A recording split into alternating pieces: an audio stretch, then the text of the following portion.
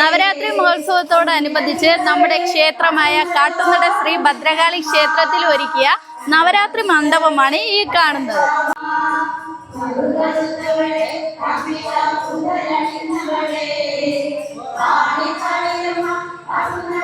ഭക്തജനങ്ങളിൽ നിന്നും നാട്ടുകാരിൽ നിന്നും ലഭിച്ച സഹായ സഹകരണം കൊണ്ട് മാത്രമാണ് നമ്മുടെ ക്ഷേത്രം ഇന്ന് ഇത്രത്തോളം എത്തിയത്. കഴിഞ്ഞ 2 വർഷം കൊണ്ട് നമ്മുടെ ക്ഷേത്രത്തിൽ വന്ന മാറ്റങ്ങൾ അതിന് ഉദാഹരണമാണ്. ക്ഷേത്രത്തിനൊരു വലിയ നടപ്പന്തൽ വന്നതും ഉപദൈവങ്ങളെല്ലാം ചെമ്പോല കൊണ്ട് ആവരണം ചെയ്തതുമെല്ലാം ഭക്തജനങ്ങളിൽ നിന്ന് ലഭിച്ച സഹായ സഹകരണങ്ങൾ കൊണ്ടൊന്ന് മാത്രമാണ്.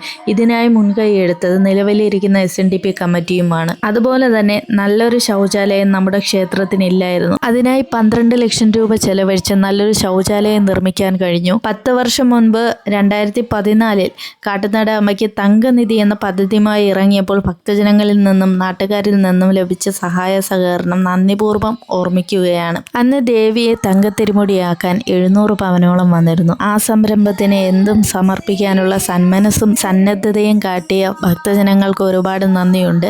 അതിനാൽ ഇന്ന് ദേവി തങ്കത്തിരുമുടിയായിട്ട് മാറിയിരിക്കുകയാണ്. നൂറ്റാണ്ടുകൾക്ക് മുമ്പ് പച്ചപ്പന്തലിൽ നിന്നും ഇന്നത്തെ ചൈതന്യ മഹാക്ഷേത്രമായി മാറിയ കാട്ടുനട ഇന്ന് വളർച്ചയുടെ പുതിയ പടവിലാണ്. കഴിഞ്ഞ വീഡിയോ ചെയ്തപ്പോൾ എല്ലാവരും ഞങ്ങളോട് ചോദിക്കുന്നുണ്ടായിരുന്നു ഈ ക്ഷേത്രം എവിടെയാണെന്ന്. തിരുവനന്തപുരം ജില്ലയെ ബാലരാമപുരത്ത് നിന്നും 2.5 കിലോമീറ്റർ മാറി മംഗലത്തൂണം എന്ന് പറയുന്ന സ്ഥലത്താണ് ഈ ക്ഷേത്രം സ്ഥിതി ചെയ്യുന്നത്. അതുമാത്രമല്ല ഈ 2 വർഷത്തിനിടയിൽ ആചാരങ്ങളിലും ചില വ്യത്യാസങ്ങൾ വന്നിട്ടുണ്ട്. സാധാരണയായി മലയാള മാസത്തിലെ ആദ്യത്തെ വെള്ളിയാഴ്ച പ്രഭാത ഭക്ഷണം കൊടുത്തുകൊണ്ടിരുന്നു. എന്നാൽ ഇപ്പോൾ എല്ലാ വെള്ളിയാഴ്ചയും ഇതുപോലെ കട്ടച്ചോറ് പ്രസാദമായി കൊടുക്കുന്നുണ്ട്. അതുമാത്രമല്ല മലയാള മാസത്തിലെ ആദ്യത്തെ വെള്ളിയാഴ്ച 25ഓളം ഭക്തജനങ്ങൾ ചേർന്നാണ് രാവിലത്തെ പ്രഭാത ഭക്ഷണം കൊടുക്കുന്നത്. കഴിഞ്ഞ 2 വർഷം കൊണ്ട് നിരവധി വികസന പ്രവർത്തനങ്ങളാണ് നമ്മുടെ ക്ഷേത്രം കൈവരിച്ചിരിക്കുന്നത്. നിലവിലിരിക്കുന്ന SNDP കമ്മിറ്റി ഭാരവാഹികളാണ് അതിൽ പ്രധാനമായും മുൻകൈ എടുത്തിട്ടുള്ളത്. അപ്പോൾ നമ്മൾ ഇടയ്ക്കിടയ്ക്ക് ഈ ക്ഷേത്രത്തിന്റെ വീഡിയോസ് ഒക്കെ ചെയ്യാറുണ്ട്. സിറ്റിയിൽ നിന്ന് പല ആൾക്കാരും ഞങ്ങളെ കോൺടാക്ട് ചെയ്തിട്ട് പല ദിവസങ്ങളിലും ഇവിടെ വന്ന് ദർശനം നടത്തിയിട്ടുണ്ട്. അപ്പോൾ അതിൽ നമുക്ക് വളരെ സന്തോഷമുണ്ട്. സിറ്റിയിൽ നിന്ന് പല ആൾക്കാരും വിളിച്ചിട്ട് ചോദിച്ചിട്ടുണ്ട് എന്തൊക്കെ ഇവിടുത്തെ വഴിപാടുകൾ എന്തൊക്കെയാണ്, ഉത്സവം എന്നാണ്. അപ്പോൾ ഈ നിങ്ങളുടെ വീഡിയോ കണ്ടിട്ടാണ് ഇത്രയും നല്ലൊരു ക്ഷേത്രം ഞങ്ങൾക്ക് അറിയാൻ കഴിഞ്ഞിട്ടില്ല. അപ്പം നമ്മളാൽ ഏറ്റവും അധികമായിട്ട് ഒരുപാട് വ്യൂവേഴ്സ് ഉണ്ടായിരുന്നു, ഒരുപാട് പേര് എൻക്വയറിയും ചെയ്തിട്ടുണ്ട്. അതാണ് നമ്മുടെ ഒരു സന്തോഷം എന്ന് പറയുന്നത്. സിറ്റിയിൽ 2-3 പേര് വന്നിട്ട് നമ്മളെ അന്വേഷിച്ച് കണ്ടിട്ടാണ് അവർ പോയത്. നിങ്ങളുടെ വീഡിയോ കണ്ടിട്ടാണ് ക്ഷേത്രത്തിൽ നല്ലൊരു അറ്റ്മോസ്ഫിയർ ആയിരുന്നു. എന്തായാലും അടുത്ത ഉത്സവത്തിന് നമ്മൾ വരുമെന്ന് പറഞ്ഞു. വരാനുള്ള കാരണം എന്ന് പറഞ്ഞാൽ ഇതുപോലെ ഒരുപാട് പുരോഗതികൾ നമ്മുടെ ക്ഷേത്രത്തിൽ വന്നുകൊണ്ടിരിക്കുകയാണ്. അതുപോലെ തന്നെ നമ്മുടെ ഉപദൈവങ്ങളെല്ലാം ഗണപതി, അയ്യപ്പൻ, അതുപോലെ ബാക്കിയുള്ളതെല്ലാം നമ്മൾ ചെമ്പോല സമർപ്പണം ഓരോരുത്തരുടെയും തന്മനസ്സുകൊണ്ട് അവരുടെ കാര്യസാധ്യം നടന്നതുകൊണ്ടാണ് അവർ ചെമ്പോല സമർപ്പണം നടത്തിയിരിക്കുന്നത്.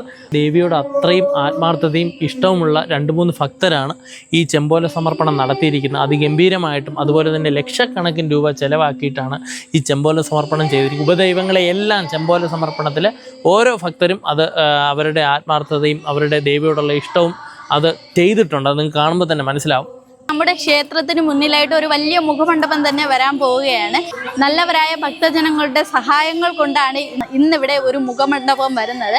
വിദേശ രാജ്യങ്ങളിൽ നിന്നും ഇതിനു വേണ്ടിയുള്ള ധനസഹായങ്ങൾ തരുന്നുണ്ട്. അവരൊക്കെ ഞങ്ങളുടെ ചാനലിലൂടെയാണ് ക്ഷേത്രത്തിലെ വിശേഷങ്ങൾ അറിയുന്നത്.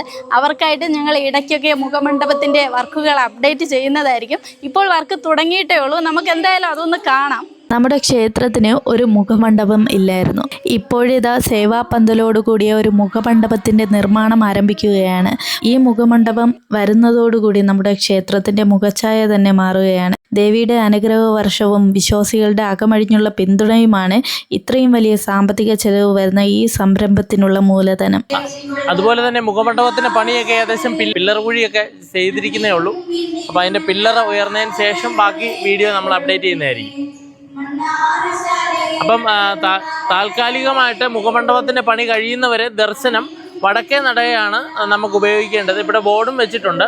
നമ്മളിപ്പോൾ ഭക്തജനങ്ങളൊക്കെ വരുന്ന ഒരു ബുദ്ധിമുട്ട് ആവും. കാരണം അവർക്ക് കുഴിയൊക്കെ എടുത്തിട്ടിരിക്കുന്നുണ്ട്, വർക്ക് നടക്കുന്നതുകൊണ്ട് എല്ലാവരും വടക്കേ നട ദയവായിട്ട് ഉപയോഗിക്കുക.